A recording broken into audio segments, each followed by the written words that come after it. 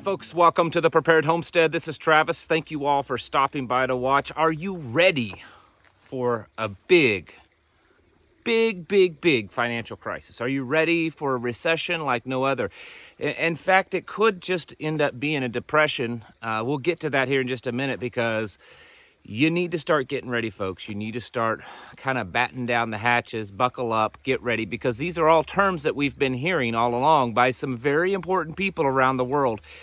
And we're once again hearing the same thing from one of the most powerful entities on this planet that controls so much, and we all know all about them. That's right, Blackrock. Blackrock is saying that you better get ready for a recession unlike any other. And what worked in the past isn't going to work now. Now, let's dive into this just here in a minute. We'll get to some other things. Remember back several months ago when the numbers all showed the GDP falling down, all that was showing that we were in a recession? Remember the backlash from the mainstream media and especially the White House that we weren't in a recession. That's not true. It's not a recession. You know, we're going to redefine those terms now because that's what they do. They change the rules to the game as they go along. Since then, it's not really gotten any better, folks. And now they're telling us, Blackrock is, and when they speak, you should probably pay attention, that, well, we're getting ready to go into a really bad recession like no other, and that all the little tricks that they've used in the past to fix it isn't going to work. Well, if you and I know that we've been in a bad recession already, and they're telling us we're getting ready to go into a recession like no other, could that mean that we're actually entering in a depression? I can't tell you that for certain, but I can tell you this, that when Blackrock is talking, we better be listening.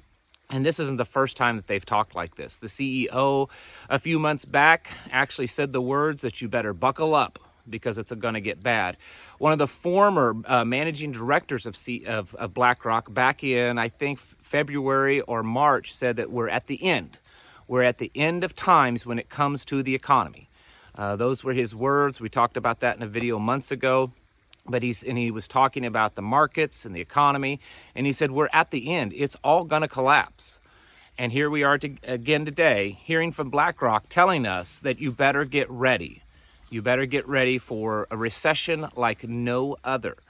And so before I go further with this, folks, you need to take this serious, okay? I don't want to hype this up. I don't want people to get scared and panic or anything like that. But what I would like for you to do is to just take this message seriously. Stop thinking that, well, maybe it's, years down the road or decades down the road, or maybe it won't be as bad as we thought. When there are people in some pretty powerful places, and I'm telling you, Blackrock is definitely close, very close to the top of that list. When they're telling you that you need to get ready because the economy is about to do a downfall that you've never seen before, you should probably pause, rethink your plans, and figure out if they're good enough. And if not, adjust them. Continue your prepping and continue getting ready because economically, it doesn't look good. And of course, it doesn't look good in other areas too.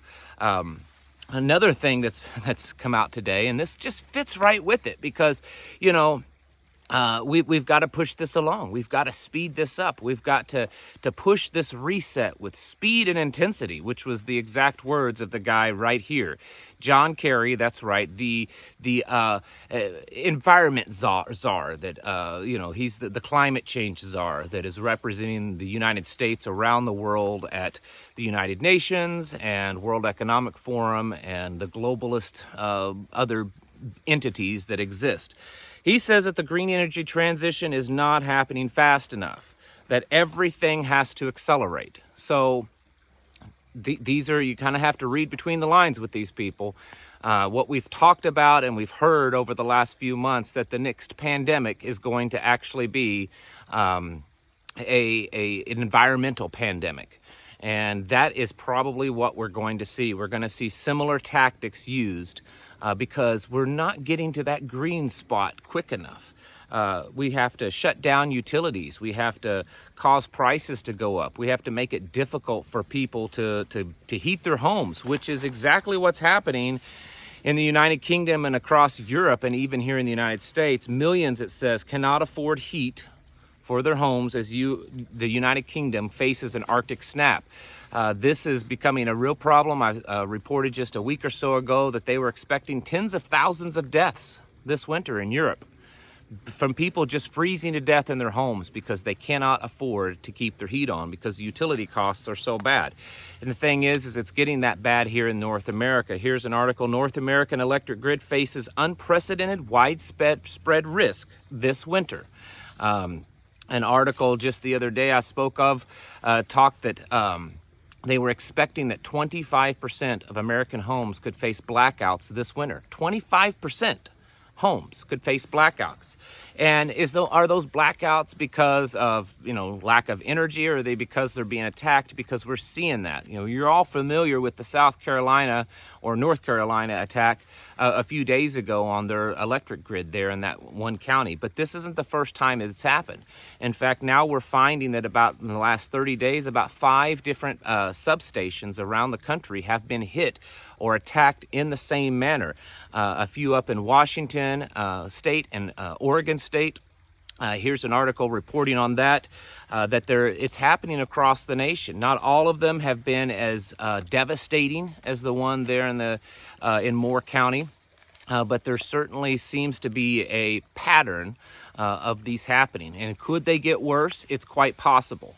Whether they're being done by just some type of homegrown group, or is it being done by people in power that's encouraging their little, Antifa type groups to do their bidding. I can't tell you the truth is, because we don't know what it is. We don't have all the facts.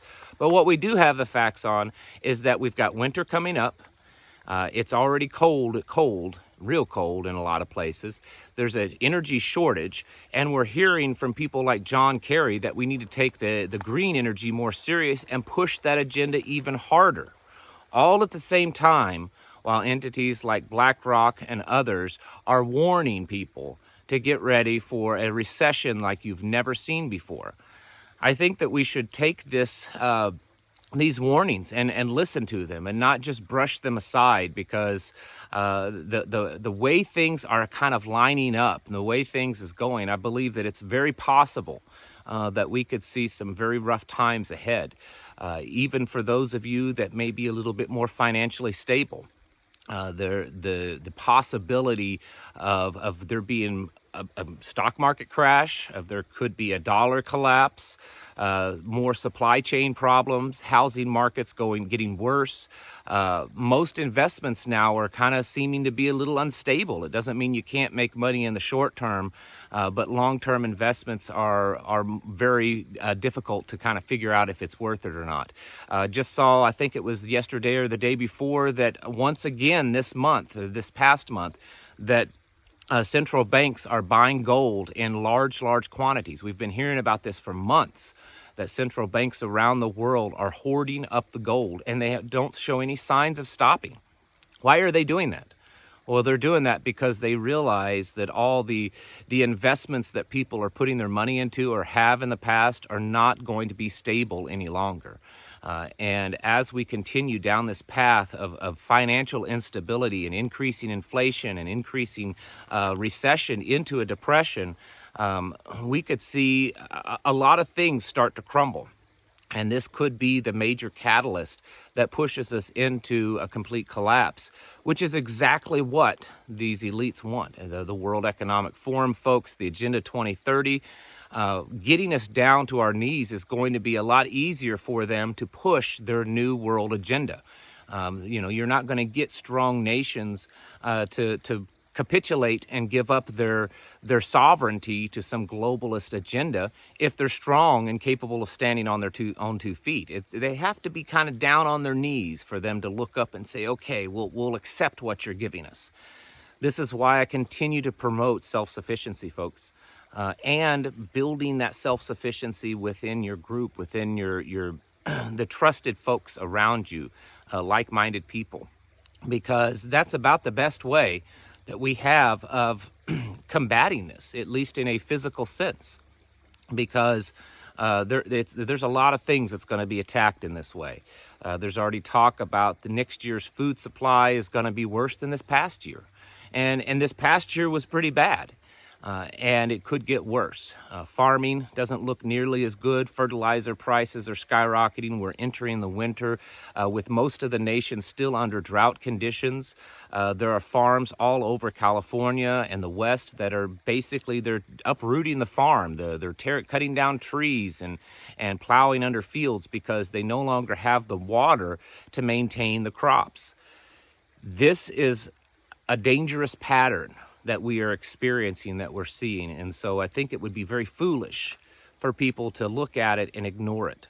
If you have the eyes open to see and your ears to hear, then you should definitely see and listen what's going on and do something about it. Continue to prepare, get your houses in order, folks, because it's starting to get serious. Prepare like you've never prepared before. Folks, thank you all for watching, and I'll catch you in the next video.